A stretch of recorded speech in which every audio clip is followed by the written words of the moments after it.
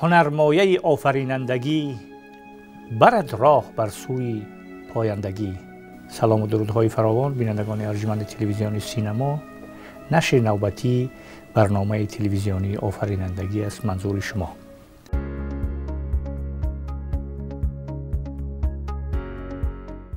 در این برنامه با حضور مدیر شعبه ادبیات معاصر پژوهشگاه زبان و ادبیات به نام استاد رودکی، اکادمی ملی علم‌های تاجیکستان، شاعر و محقق توانای تاجیک استاد بهروز ذبیح الله صحبت می‌آوریم در حاشیه 700 سالگی شاعر بزرگی تاجیک و فارس حافظ شیرازی که 700 سالگیش جشن میگیرن از طریق یونسکو در همین سال جشن میگیرن و همین سال 2025 رو سال حافظ هم اعلام کردن و صحبت و مشترکات فکری ما با همین خلاصه اومدیم سری موضوع حافظ و جهان ایجادی و یک صحبتی اجمالی انجام دادیم و بعد سلسله صحبت‌های من بعد را هم در حاشیه همین 700 سالگی البته با حضور بهروز عزیز و دیگر دانشمندان ادامه میدیم.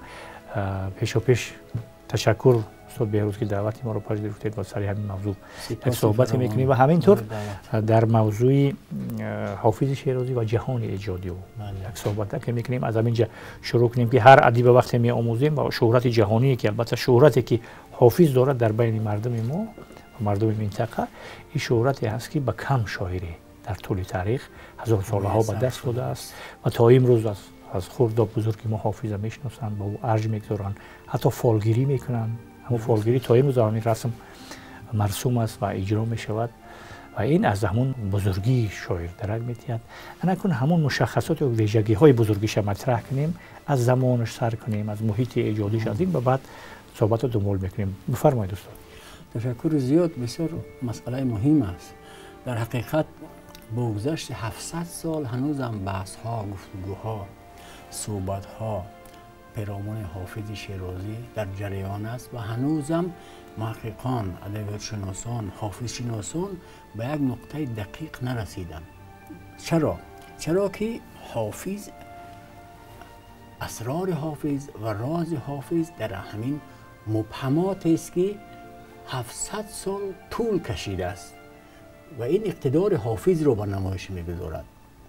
در حقیقت حافظ جزو 7 ستاره تابناک ادبیات فارسی تاجیکی است و از یک از برجسته ترین از این اختران ادبی فارس تاجیک محسوب می شود و بسیاری از حافظ شناسان بر این نظر هستند که بعد از فردوسی و شاهنامه او غزلیات حافظ شیرازی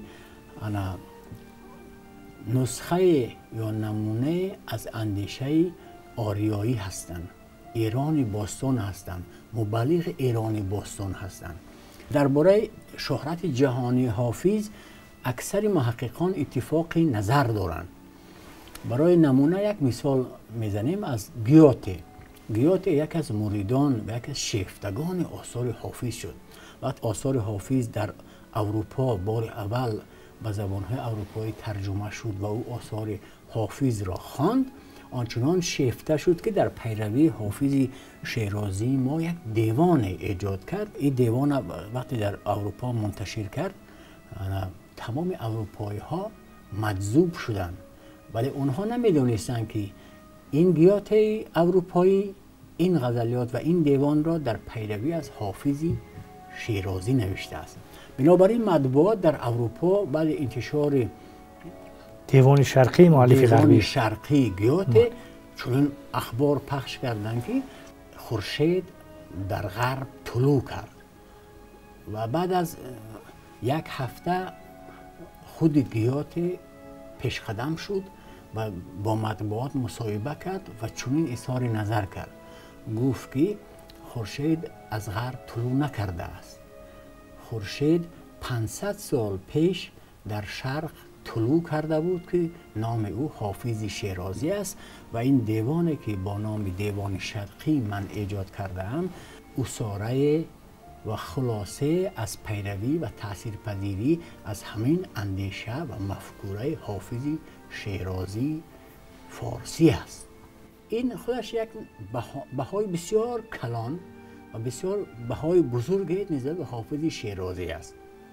خب حافظ شیرازی چی گفت که اینقدر این تاکنون در جهان نام او باقی مانده است و همه شعر او را دوست دارند و همه از شعر او پیروی میکنند؟ در طول 700 سال شهرها تحقیقاتی بسیار فراوان در پیرامون آثار حافظ شیرازی انجام شده است و هنوز هم ادامه دارد و مهمترین ویژگی ها، خصوصیت های شعر حافظ را این محققان تا جای اشاره کردند و بیان کردند و گفتند که راز ماندگاری حافظ چی بود که هنوز هم با گذشت 700 سال نام آن در تاریخ ادبیات جهان می درخشد. هنوز هم از حافظ سخن میگویند و خلاصه تحقیقات حافظ شناسان در طول تاریخ به این نتیجه می رسد که دلیلش این است: یکم، کلام حافظ از استحکام بسیار قوی برخوردار است. یعنی یکم ویژگی شعر حافظ چی است؟ استحکام کلام. کلام را آنگونه، شعر را آنگونه، واژه را آنگونه، کلمه را چنان در شعر استفاده میکند که در شعر دیگران نظیر ندارد. مثلا از نظر مضمونی حافظ هم به شاعران قبل از خود پیروی کرده است. مثلا اکثر مضمون‌هایی که در شعر حافظ ما می‌بینیم اینها در شعر خواجو هستند. اما چرا خواجو حافظ نشد ولی حافظ حافظ شد؟ حافظ چرا ماندگار شد؟ به دلیل همون مهارت شاعری و مهارت بیانی و همون استحکام کلام است که در غزل حافظ بی‌نظیر است. در دیگر غزلیات شاعران قبل از او و بعد از او این خصوصیت با دیده نمی شود. از این لحاظ یعنی که یک خصوصیت خاصی غزلیات حافظ و ماندگاری آنها در استحکام کلام است. دوم، انسجام معنا. حافظ کسی است که هر مضمون و هر موضوع را که انتخاب میکند آنگونه در انسجام معنایی، پیوند معنایی در کلام او چنان زیبا و با لطافت و با نظافت هست که در کلام دیگران این گونه مشاهده کرده نمی شود. بنابراین هر کسی که یک موضوع را در غزلیات چند شاعر کلاسیک اگر بخواند حتما بیان حافظ را انتخاب میکند. بیان حافظ را دوست خواهد داشت، چرا که او در بیان افکار خود و معنای خود یعنی یک نوع اعجاز از خود ظاهر کرده است. و سوم خصوصیتی که در شعر حافظ هست و در دیگران مشاهده نمی شود، مهارت شاعری حافظ است. حافظ در زمان بسیار پرآشوب زندگی کرد. زمانی که حافظ زندگی میکرد شیراز در وضعیت بسیار نامناسب بود. درگیری های بسیار شدید آمده، بین گروهی، بین خانوادگی، بین گروهی. اگرچه اینکه در سلاله اول اتابکیان با تدبیر توانستند که آفت حمله مغول به فارس را پیشگیری کنند، این یک خوبی بود. ولی بعدا در بین خود همین خاندان اتابکیان چنان اختلافات سر زد که یک آشوب فارس و شیراز کشیده شد که خطر ویرانی و نابودی همین سرزمین زیبای کلام و هنر رو به وجود آمد. بنابراین حافظ میگوید که خوش از شیراز و وضعی بی‌مثالش خداوند و نگه دار از زوالش. در زمان مبارزین شاه تاریخ میگوید که یک شاه بسیار ظالم بوده و بسیار متعصب بوده و تعصب آنقدر رواج داشته در فارس و در شیراز که هر جایی که میگوید حافظ در غزل خود درباره محتسب سخن میگوید یا درباره زاهد سخن میگوید، میگه منظورش همین پادشاه ظالم بوده. یعنی تخلص محتسب داده بودن به مبارزین. آره. از این جهت. ولی بعد وقتی که بعد او شاه شجاع در آخرهای عمر سعدی وقتی پدرش را کور میکند، نابینا میکند، زندانی میکند و میآید و شیراز را و فارس را به آرامش میارد و خودش اهل ادب بود. شاه شجاع و خودش شاعر بود، اهل ادب بود و با اهل ادب، با حکیمان، با عارفان، با همه داد و ستد داشت، نشست و خیشت داشت، تحت تاثیر همین طبقه روشنفکر بعد فارس به آرامش میرسد و تحت تاثیر همین تحولات نوین حافظ میاد این غزل را میسرد که ستاره بدرخشید و ماه مجلس شد، دلی رمیده ما را عزیز و مونس شد. منظور از حافظ در همین بیت و در همین غزل کی بوده است؟ شاه شجاع است که بعد از سالها آشوب و خونریزی و تعصب و ریا و اینا اکنون فارس به آرامش میرسد و یک شاهزاده به قدرت میرسد که روشنفکر است، ادیب است و حکیم است و به مردم دانا و خردمند اعتماد دارد، با آنها تکیه میکند و یک روشنگری، یک نور از روزنه فارس قدیم میتابد و برای حافظ این یک نعمت بود. چهارم خصوصیت غزل حافظ و شعر حافظ که از دیگران تفاوت دارد و باعث بحث و ماندگاری شعر او شده است، به نظر محققان که تاکنون این کار را انجام دادن، همین رمزبرداری و سیمبولیسمی است که در شعر حافظ دیده می شود. در شعر حافظ، در غزل حافظ سیمبولیسم به فراوان کار می رود. همین است که عمر غزلیات او را ماندگار می کند. سیمبولیسم یعنی که او در زمان زندگی کرد که بسیار پرآشوب و خونریز بود و نمیتوانست که بسیار مسائل را آشکارا بیان کند، بنابراین از زبان سیمبولیستی استفاده میکرد، از کلمات و ترکیبات استفاده کرده است که چند معنایی باشند و بنابراین شرح و حقیقت کلام حافظ سالها بعد آشکار میشد. بنابراین از این طریق هم یک حقیقت را بیان میکرد، هم از آفت و تهدید و تعدی دولت مردان خونریزی که در شیراز حکمران بودند جان خود را حفظ میکرد. این رازی ماندگاری حافظ است. مثلا در اون غزلی که شبی تاریک و بیم موج و گرداب چنین حایل، کجا دانند حالی ما سبک باران ساحل ها، پر از سیمبولیسم است این غزل و این غزل تا هنوز هم انا ماندگار کرده است. پنجم راز ماندگاری حافظ و شعر حافظ رعایت دقیق و ظریف تناسب هنری در شعر حافظ است که در کمتر غزلیات اشعار دیگران ما این تناسب را میبینیم. هر غزل کلاسیکی ما از یک دیدگاه بسیار زیبا و خوشایند است. مثلا غزل سعدی از نظر مثلا لطافت کلام و حکمت بسیار خوشایند است، از نظر عاطفی بسیار خوشایند است، از نظر پند و حکمت بسیار آموزنده است. یا که مثلا غزل خواجو از جهت دیگر زیبایی خودش را دارد و همین گونه مثلا غزل مولانا از نظر شور و شیفتگی و عرفانی و جنب و جوشی که در غزل او هست خصوصیت خاص خودش را دارد. اما در غزل حافظ همین خصوصیت ها با هم جمع می شوند، در دیگر غزلیات کمتر دیده می شود. بنابراین او همین تناسب سخن یا که در قدیم می گفتن مراعات و نظیر یک صنعت بدیعی است، در کلام حافظ بسیار زیبا رعایت می شود. میگوید که ز شوق نرگس مستی بلند بالای، چو لاله با قدح افتاده در لبی جویم.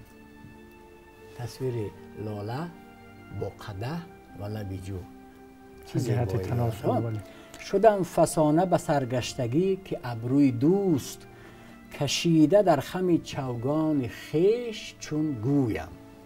یعنی تناسب کلام و زیبایی کلام و هنری که حافظ در همین دو بیت و 4 همنشینی واژگان است، این یک بی‌نظیر است و بسیار زیبا است و برای هر یک خواننده یک لذت زیبایی شناسی یا بر اصطلاح معاصر استتیکی ایجاد میکند. ذوق بدیعی است. هشتم خصوصیت غزل حافظ و شعر حافظ لحن شورافکن شاعر است. در مقطع غزل آنچنان شروع میکند که یک ولوله در دل خواننده ایجاد میکند و خواننده را مثل که مغناطیس آهن را به خود میکشد جلب میکند. همین مهارت جلب کردن خواننده یا شنونده یا مخاطب در ابتدای غزل خودش یک هنر است که کم کسی میتواند که همین گونه استعداد داشته باشد و اکثریتی غزلیات حافظ از همین گونه صفت و خصوصیت برخوردار هستند. مثلا میگوید که بیا تا گل برافشانیم و می در ساغر اندازیم، فلک را سقف بشکافیم و طرحی نو براندازیم.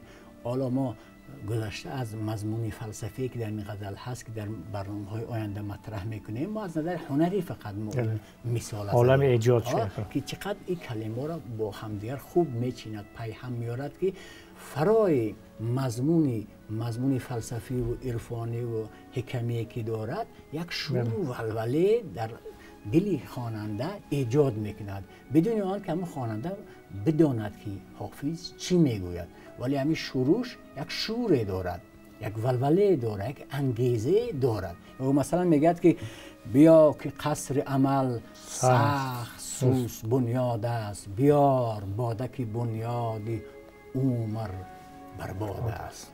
مثلا چه کلمه‌ای استفاده میکند، همش به هم دیگر از نظر صدایی و هم مانندی دارن. بنیاد، بیار، باده، بر، باد که همش با کلمه ب و د شروع می شود و همه صوتیاتی که از همین کلمه ها بیرون می آید خودش جذاب و جالب و گوشنواز است. همین میگد که غزلیات حافظ از نظر مثلا شورافکنی در دل خواننده بی‌نظیر است. هشتم خصوصیت شعر غزلیات حافظ چی است؟ این است که از طنز بسیار ماهرانه استفاده میکند. اکثر غزلیاتش طنزآلود است، سخن را طنزآمیز میگوید و به گونه بیان میکنه آشکارا و روی راست بیان نمیکند، ولی در همون طنزی که میگوید بسیار مسائل و مشکلات زمانه خیش و اجتماع خیش را بیان میکند شاعر.